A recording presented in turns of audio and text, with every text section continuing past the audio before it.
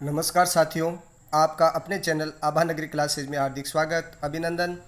आज हम साइंस से संबंधित कुछ महत्वपूर्ण क्वेश्चन हैं जो हमारे जनरल साइंस के क्वेश्चन हैं, विभिन्न परीक्षाओं में आते हैं, उनसे संबंधित ये वीडियो है। पहला क्वेश्चन, हृदय और रक्त वाहिनी या संयुक्त रूप से हमारे शरीर के किस तंत्र का निर्माण करते हैं? तो हृदय, रक्त वाहिनियाँ, धमनी और शिराएँ ये सभी मिलकर रक्त परिसंचरण तंत्र का निर्माण करते हैं। तो अपना सही ऑप्शन इसमें ए हो जाएगा।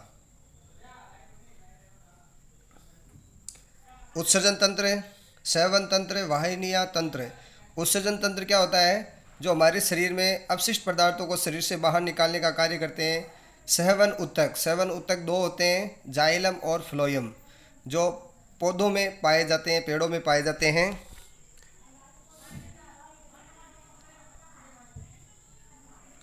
जाइलम और फ्लोयम,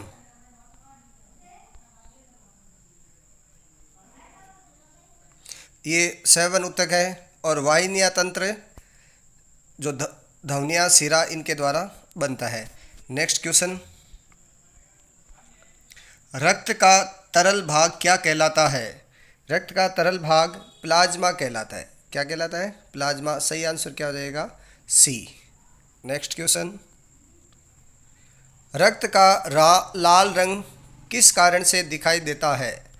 रक्त का लाल रंग किस कारण दिखाई देता है? हीमोग्लोबिन, ग्लोबिन, साइनिन और क्लोरोफिल। तो सही अपना आंसर क्या हो जाएगा? ए, हीमोग्लोबिन। हीमोग्लोबिन में इसको आप जो केंद्र में तत्व होता है वो Fe, जिसको आयरन बोलते हैं। क्या बोलते हैं? आयरन या लोहा कह सकते हैं, लेकिन साइंस की भाषा में आयरन बोलते हैं। क्लोरोफिल ये होता है पत्तियों में, पत्तियों का हरा रंग, पत्तियों का हरा रंग ये किस वजह से होता है? क्लोरोफिल के वजह से होता है। लेकिन हमें पूछा है रक्त का लाल रंग, रक्त का लाल रंग हीमोग्लोबिन के कारण होता है, जिसका प्रतीक इसमें Fe आयरन होता है, जिसका प्रतीक होता है Fe। नेक्स्ट क्वेश्चन, हीमोग्लोबिन निर्माण में किस धातु की आवश्यकता होती है? अभी पिछले स्लाइड में पढ़ा था। तो क्लोरीन, लोहा, जिंक और सोडियम। तो सही आंसर बी हो जाएगा, लोहा, जिसका प्रतीक क्या है? Fe। नेक्स्ट क्वेश्चन, श्वेत रक्त कणिकाओं का क्या कार्य है? श्वेत रक्त कणिकाएं, जिसको WBC के रूप में भी कह सकते हैं, white blood cell, white blood cell.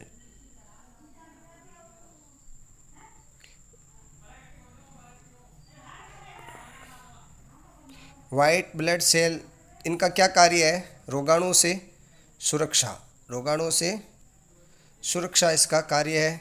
रक्त का थक्का बनना, ये किसका कार्य है? प्लेटलेट्स, प्लेटलेट्स ये रक्त का थक्का जमाती है। CO2, इस CO2 का परिवहन कौन करता है? RBC। तो सभी ये कार्य ध्यान रखना है। RBC जिसे बोलते हैं लाल रक्त कणिका, ये CO2 का परिवहन करती है। रोगाणु से सुरक्षा WBC करती है। रक्त का थक्का बनना प्लेटलेट्स करते हैं। नेक्स्ट क्वेश्चन है, रक्त का थक्का बनना कार्य है, किसका कार्य है? RBC, WBC, प्लाज्मा और प्लेटलेट्स। अभी पढ़ा था। सही आंसर क्या हो जाएगा? D, platelets. नेक्स्ट, अपोहन डायलाइसिस का संबंध है। ये एक कृत्रिम विधि है जिसके द्वारा रक्त को छानते हैं। ये कृत्रिम विधि है, ये कृत्रिम विधि है जिसके द्वारा रक्त को छाना जाता है। तो सही आंसर ए, रक्त को छानना।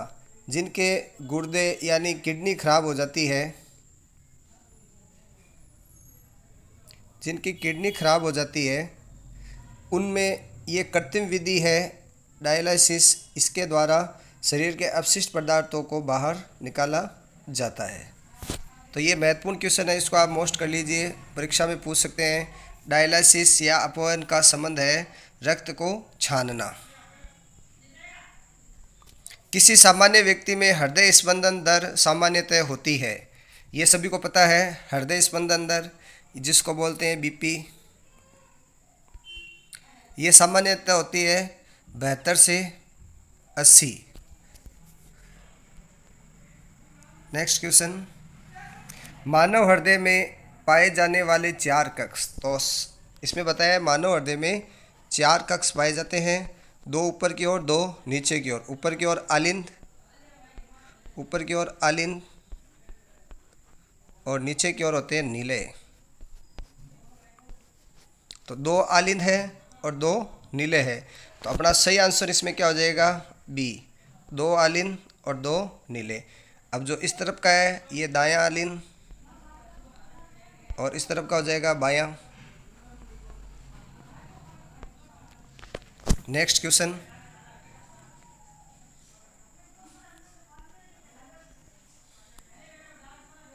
स्टेथोस्कोप नामक यंत्र का कार्य है। ये स्टेथोस्कोप नामक यंत्र डॉक्टर हमारे शरीर का रक्तदाब या हृदय स्पंदन ये मापने में कार्य लेते हैं। सही आंसर क्या हो जाएगा, सी, हृदय स्पंदन की दर ये मापने में इसको काम में लिया जाता है। वापस बता देते हैं, स्टेथोस्कोप है ये डॉक्टर जो काम में लेते हैं, हृदय स्पंदन की दर को मापने में लिया जाता है। रक्त परिसंचरण तंत्र की खोज किसने की, बहुत ही महत्वपूर्ण क्वेश्चन है, मोस्ट क्वेश्चन है ये। तो इसका सही आंसर क्या है, William Harvey, Robert hook, Mendel और लैंड स्टीनर। तो सही आंसर इसका ए हो जाएगा, विलियम हार्वे। अब इसमें देखिए बाकी 3 ऑप्शन और दे रखे हैं। रॉबर्ट हुक, ये नाम जाना पहचाना लगता है, तो इसने क्या किया था भाई, कोशिका की खोज की थी। क्या किया था, कोशिका की खोज की थी।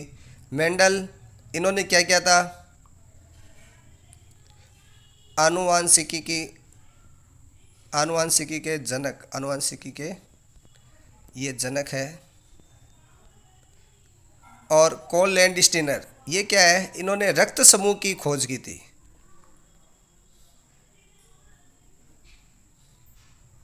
रक्त समूह की खोज।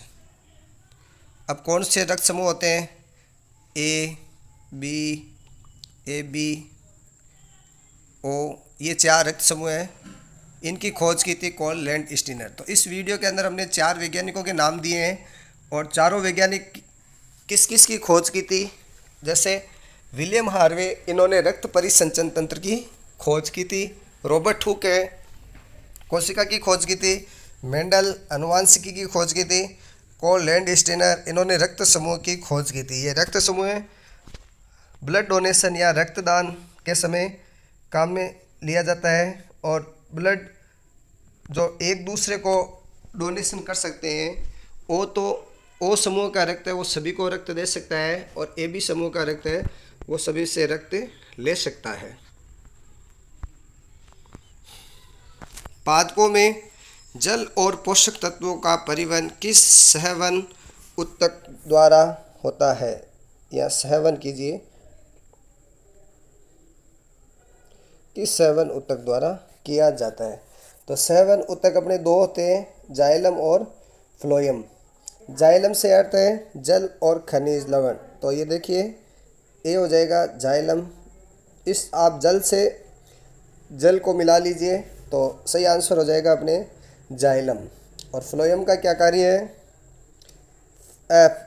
फे मतलब क्या होता है, फल या भोजन, जो भोजन बनाया जाता है वो पादपों के विभिन्न भागों तक पहुंचाया जाता है। तो अपने इसमें सही आंसर क्या हो जाएगा, जाइलम। जैसे याद रखना, जल से जाइलम। मानव उत्सर्जन तंत्र में निम्न में से कौन से अंग है। तो मानव उत्सर्जन तंत्र के अंदर वक्र, मूत्रवाहिनी, मूत्राशय, मूत्रमार्ग, उपरोक्त सभी। तो ये सभी ही उत्सर्जन तंत्र के भाग है, ये सभी है। नेक्स्ट, पादपों में भोजन का परिवहन किस सेवन ऊतक द्वारा होता है? देखो उसमें जल था, इसमें भोजन है, भोजन को फल भी कह सकते हैं, तो ये फ्लोएम द्वारा इसका कार्य किया जाता है। सही आंसर अपने हो जाएगा फ्लोएम। ये महत्वपूर्ण है क्वेश्चन, मोस्ट कर लेना। लाल रक्त कोशिका का कार्य है, लाल रक्त कोशिका जिसको आरबीसी बोलते हैं, आरबीसी का क्या कार्य है? ऑक्सीजन का परिवहन। तो सही आंसर इसमें ए ऑप्शन हो जाएगा। ऑक्सीजन को O2 भी लिखते हैं। ये देखो, रोगाणु से सुरक्षा हमने पहले देखा था, ये किसका कार्य है? WBC, श्वेत रक्त कणिका, रक्त का थक्का जमना, ये किसका कार्य है? प्लेटलेट्स। ठीक है। नेक्स्ट, हाइड्रा में अलैंगिक जनन की विधि है। हाइड्रा एक जंतु है, एक कोशिकीय है।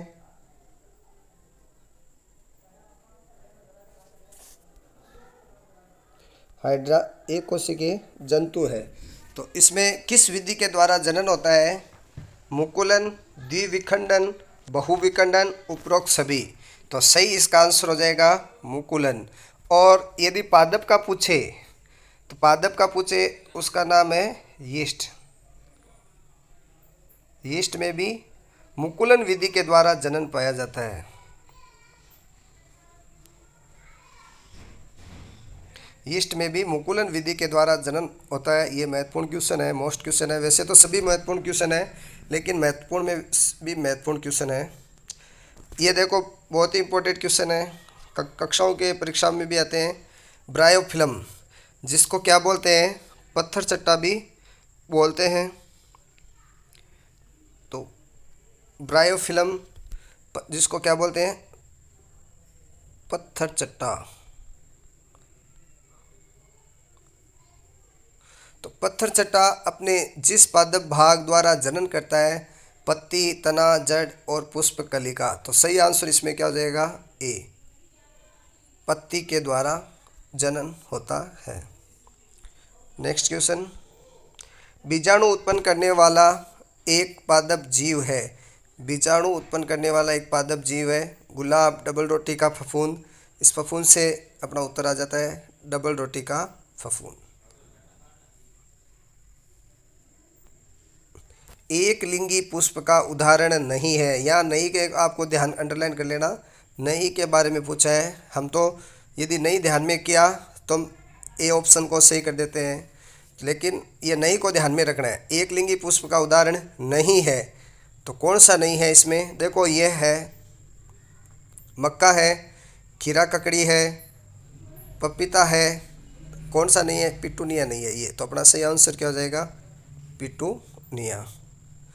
आपको इनको याद रखना है। इसमें एक लिंगी पुष्प के उदाहरण, इसमें बीजों की संख्या ज़्यादा है ना, इसलिए एक लिंगी पुष्प है। और पिटूनिया ये द्विलिंगी पुष्प है।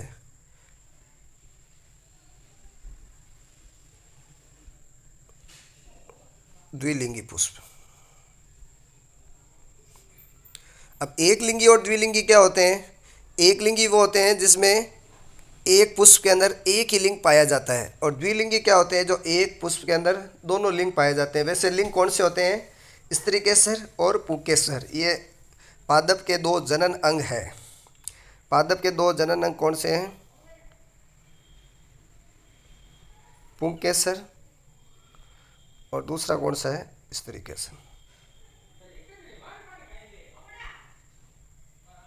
तो पुंकेसर होते हैं नर और स्त्रीकेसर होते हैं मादा। ये ध्यान रखना है। यदि दोनों ये एक ही पुष्प में पाए जाते हैं तो आप क्या कहेंगे? द्विलिंगी पुष्प। और दोनों अलग अलग होते हैं तो एक लिंगी पुष्प।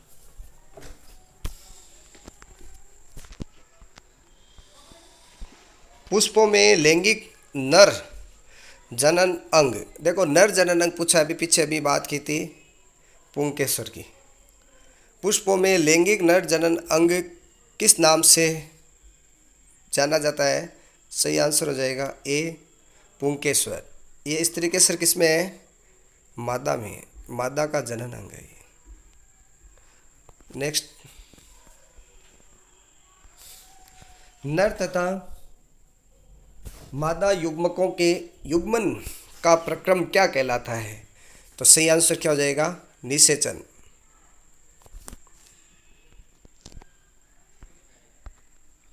परिपक्व होने पर अंडा से विकसित हो जाता है। याद ध्यान रखिए, अंडा से किस में विकसित होता है? अंडा से फल में विकसित होता है। किस में विकसित होता है? फल में। और फिर फल से क्या बनते हैं? बीज बनते हैं। फल से क्या बनते हैं? बीज बनते हैं। तो सही आंसर अपने डी हो जाएगा, फल। ये स्त्री केसर और पुंकेसर ये दोनों क्या है? जनन अंग है। स्त्री केसर है मादा जनन अंग,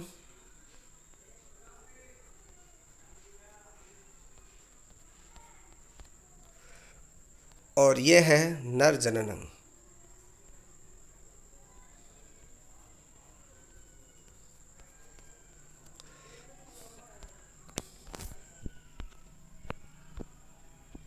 यूरेनिया व जेनिडियम, यूरेनिया व जेनिडम में बीज प्रकीर्णन किसकी सहायता से होता है? बीज प्रकीर्णन किसकी सहायता से होता है?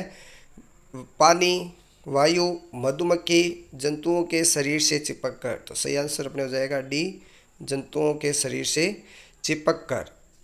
इसमें क्या होती है? इसकी संरचना नुकीले कांटे जैसी होती है। इस वजह से क्या होते हैं? ये जंतुओं के शरीर से चिपक जाते हैं और उनकी सहायता से एक स्थान से दूसरे स्थान पर ये गमन करते हैं। परागणों का परागकोश से पुष्पों के वर्तिकाग्र पर स्थानांतरण क्या कहलाता है? तो स्थानांतरण को क्या कहते हैं? निषेचन।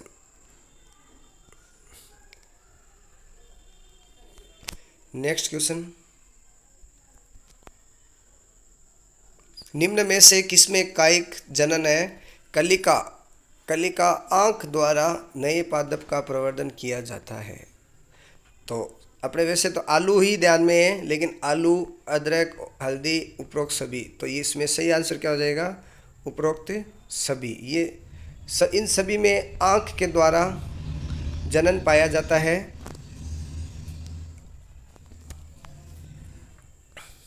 तो इस प्रकार अपने ये 25 क्वेश्चन पूर्ण हो गए। मैं आपसे निवेदन करता हूँ, जिन्होंने अभी तक मेरे चैनल को सब्सक्राइब नहीं किया है वो चैनल को सब्सक्राइब करें, बेल आइकन ज़रूर दबाएं और वीडियो को लाइक और शेयर कीजिए। धन्यवाद।